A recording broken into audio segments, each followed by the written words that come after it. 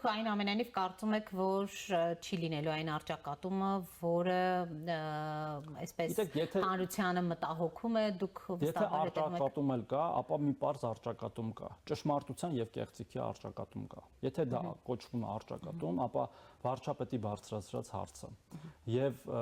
տարբեր եկեղեցականների կամ ոչ եկեղեցական քաղաքական գործիչների կողմից հնչեցվող պատասխանները դա ճշմարտության եւ կեղծիքի առճակատում է։ Կեղծիքը պաշտպանելու, այդ կեղծիքը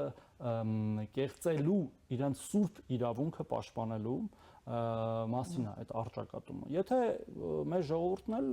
հետևորդները եկեղեցու եւ նաեւ եթե դա քաղաքական ենք դիտարկում, նաեւ քաղաքական առումով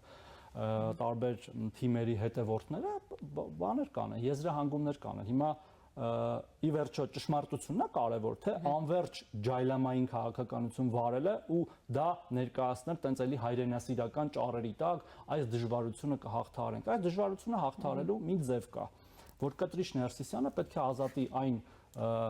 շենքը կամ տեղը, որը ապօրինաբար զավթել է ըստ էության։